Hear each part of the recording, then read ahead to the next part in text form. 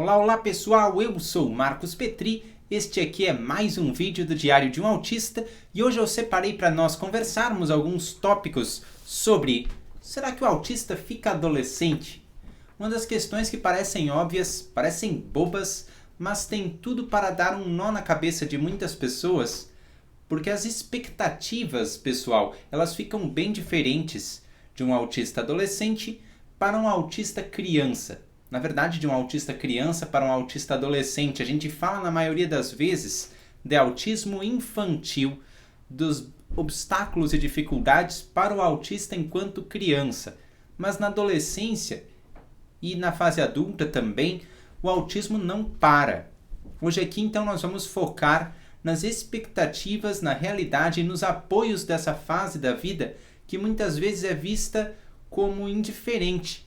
Não é que as pessoas não queiram saber o que passa um autista adolescente, mas é que tem pouca pesquisa nessa área, tem poucas pessoas falando desse assunto e resta a nossa própria voz de autistas para que vocês consigam entender quais são os desafios, quais são os apoios e como a gente vence o senso muito pequeno de expectativas que há em torno do autista.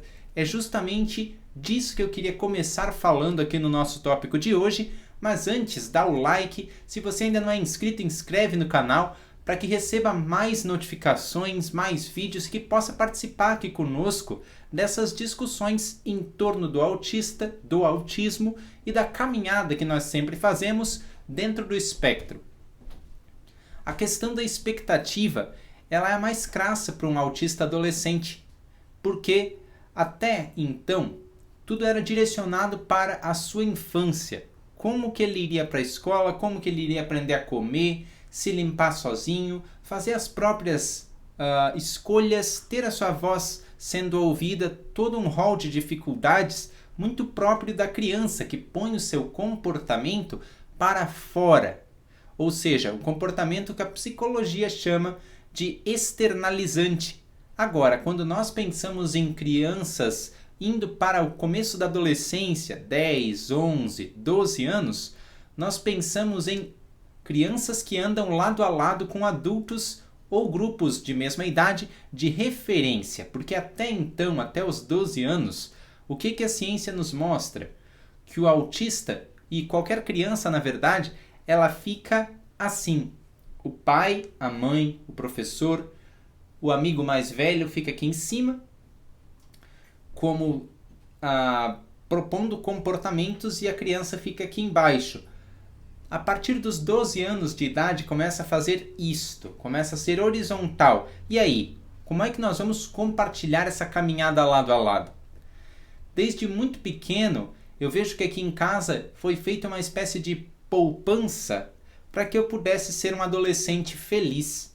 E essa poupança do adolescente feliz me fez ser o adulto feliz que eu sou, pelo menos na maioria das áreas. Como é que fizeram essa poupança aqui dentro de casa? Primeira coisa, todo o desafio do Bruno, meu irmão 4 anos mais velho, era o desafio do Marcos também. Tem que lavar a louça, tem que aprender a arrumar a cama, tem que aprender a dobrar a roupa. E embora algumas dessas atividades sejam um pouquinho mais difíceis para mim, todas elas tinham o olhar do meu irmão, porque ele tinha passado por isso também. Outra coisa, grupos de amigos. Então, quando eu começo a sair ali dos meus 10 anos, entrar lá nos 11, 12, minha mãe e meu pai e até o meu irmão vêm endossando essa postura de que faça algumas coisas diferentes, vai para a lanchonete ver como é que é, chega perto de uma menina para ver como é que é. Mas é claro, com muito respeito, é claro, com muito discernimento, né? Tu vais percebendo o como é que é deles. Nada mais queria dizer, pessoal, que tu vais percebendo que tem assuntos diferentes ali pelos 11, 12 anos. Eu vejo que a maior perda do autista na adolescência é que ele ou está muito abaixo nos assuntos ou está muito acima. No caso, ele pega o hiperfoco, isso que aconteceu comigo, e começa a conversar. No meu caso era de música o tempo inteiro, mas na adolescência as pessoas querem um clima mais de azaração, mais de enfiar o pé na jaca mesmo, isso é natural do ser humano. Quando a gente prepara o autista para estar nesse caminho também, a gente tem que lembrar que a gente está tornando ele sadio. A gente tem que lembrar que a gente está tornando ele parte de um rito de passagem que todo ser humano tem. Eu vejo muita gente preocupada com a adolescência, mas é que antes não se preocupa em fazer a poupança, em mostrar todos os comportamentos, e aí nós temos a presença poderosa de Atypical, Amor no Espectro, tem outra série também na Amazon sobre o autismo, que agora esqueci o nome. Tudo isso pode ser usado com uma poupança, uma demonstração do que é esperado do adolescente. E antes ainda, essas inserções. Se eles têm, os filhos de vocês, irmãos mais velhos, eles podem ter essas mesmas cobranças e eles devem ter. Porque na adolescência o tempo de resposta que é cobrado de nós fica muito menor. Quem na adolescência tem 6 segundos para esperar o outro fazer um argumento ou tomar uma decisão? Praticamente ninguém. Então, quanto mais nós praticarmos essa poupança, essa preparação, essa capacidade de resolver problemas, de se adaptar muito rápido, melhor vai ser. E quanto mais cedo vocês fizerem isso, melhor para o filho de vocês. Então, algumas dicas para que isso aconteça. Amigos que sejam da mesma faixa etária, amigos que sejam da faixa etária diferente, da mesma, vamos dizer assim, tribo urbana que o filho de vocês. Então, o filho de vocês gosta de mangá, traga amigos que gostam de mangá, mas também intencionalmente, de vez em quando, um amigo que gosta, sei lá, de samba, que não tem nada a ver com mangá, só para que se adapte. Claro que há assuntos em comum, sim, mas que se tenha adaptação. Esse é um desafio meu até hoje, mas que foi facilitado porque meu irmão fazia essa parte de trazer amigos. Numa hora ele estava aqui falando com um amigo dele que gosta de criar canarinhos. Noutra hora ele estava falando com um amigo que gosta de empinar pipas. E agora, para onde eu vou? Meu irmão sempre me dando as dicas, né? Olha, não vai falar de música o tempo inteiro, aqui é para empinar pipa. Vamos decantando esse assunto. E esse papel do irmão mais velho, vocês podem fazer também. Vocês têm os amigos de vocês. Mostrem para o filho de vocês. E mostrem o filho de vocês para o amigo de vocês. Porque quem sabe não se dá um interlace entre eles e os filhos do casal que é amigo de vocês, para serem amigos mesmo de infância, para desafiarem e fazerem essa construção da poupança para que no adolescente, o filho de vocês, fique mais desenvolto, assim como eu fiz. Não é uma transição fácil. O principal desafio é as pessoas sempre nivelam por baixo o autista. Seja na parte de começar a descobrir que tem pessoas que lhe atraem, que tem características que lhe atraem, tem coisas nesse sentido que até hoje eu ainda estou lidando. Mas eu tive um grande aprendizado na adolescência.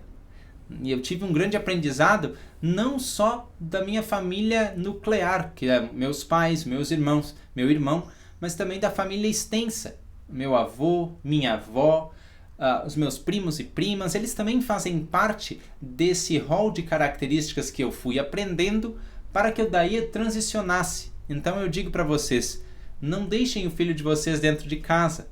Esse é o motivo por quê.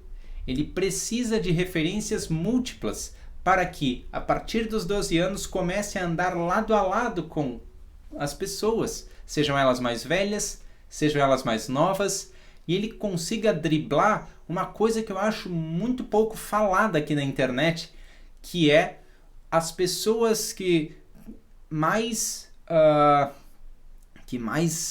atraem o autista, porque existe isso. O autista procura parâmetros e, como um procurador de parâmetros, isso influi também na sua transição para a adolescência. Então eu era muito com músicos, era muito com pessoas que gostavam de ciências e alguns esportes, como corridas, como pessoas que fazem academia, como pessoas que gostam de escalar montanha. Eu ficava só em cima desses assuntos, assim, com as pessoas. Assim que eu via que tinha alguma pessoa desse jeito no grupo, eu ficava o dia inteiro falando com elas. E aí foi uma parte difícil de transicionar, mas lá veio meu irmão, minha mãe, meu pai, até mesmo a própria pessoa, né? Chega um músico no grupo, ele diz, calma, não vou tocar agora, nem vim com violão. Outro dia, outra hora, a gente marca, liga pra mim, né? E nisso eu fui aprendendo a quê? A transicionar e fazer a horizontalização. Ou seja, a pessoa não vai te dar uma ordem na adolescência, ela vai te dar uma opinião. Claro que existem ainda alguns percalços que vocês pais devem ajudar a resolver e vão sempre ter que ajudar, mas essa é a hora de transicionar e horizontalizar a comunicação. Ou seja, as duas partes falam. E aí, essa poupança que a gente sempre está falando, eu vou até virar disco furado, porque eu quero mesmo que vocês entendam a influência disso na vida sadia de um autista, no desenvolvimento sadio. Essa poupança vai fazer com que o autista tenha sua voz ouvida, passe por esse processo de horizontalização da comunicação e seja um adolescente protagonista da sua própria história. Pessoal, eu espero que com esse vídeo eu tenha elucidado uma grande pequena dúvida de muitos de vocês. Deem um like para o YouTube entender que esse vídeo é relevante para a gente chegar mais longe, dentro de mais lares, e compartilhem para aquelas pessoas que ainda têm um pouquinho de estranhamento com relação à adolescência e o autista. Um grande abraço, muito obrigado por mais essa companhia aqui no Diário de um Autista. Tchau!